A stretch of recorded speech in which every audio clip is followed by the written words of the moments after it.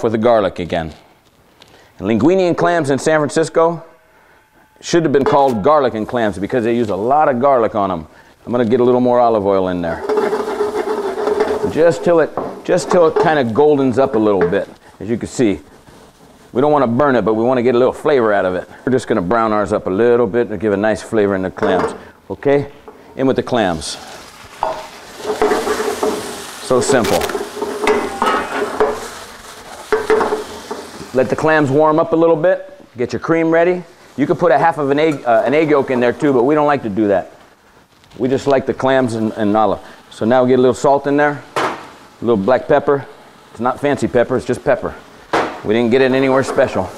We just got it right down the street. Gonna put a little white wine in there once it comes to a little bit of a more, cook down a little of that clam liquid. You can see it's cooking down nice. If you move them too much, it'll really shred up, but when you make the linguine and clam, you want it kind of going through the pasta nice. A little bit of white wine, not too much.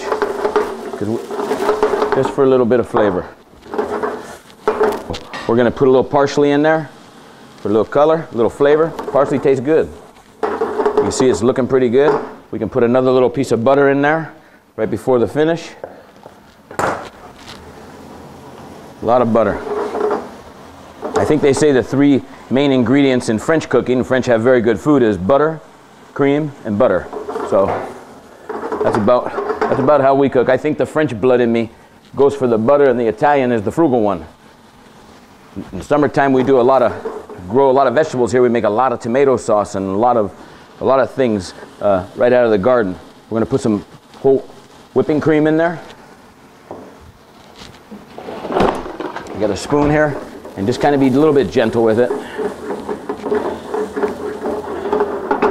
Always taste your food a little bit. Make sure it tastes what you want it to taste like. Don't guess what at the end. Put a little more salt in there, a little more black pepper. See how it flows in there? It's like snow. We're going to put a handful of Parmesan cheese in there. We grate this ourselves here. You could get there's a lot of bulk Parmesan cheese you can get. We don't necessarily use the fancy one because we're not that fancy. We're going to take that pasta. It's very hot on my hands. Put it right in the plate. You got a plate, Cheryl? We're just going to mix that around a little bit. Pronto. Okay. I'm going to grab a dish over here. It's hot. We're going to go right onto the dish. We're not going to call plating it because everybody does. Right on the dish. A little more Parmesan cheese. People love Parmesan. We might as well use it all. Use it all.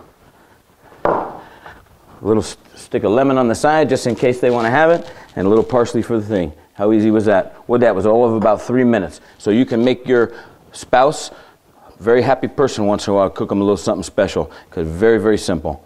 Bon appetit. Eat it up. Sharp. Okay.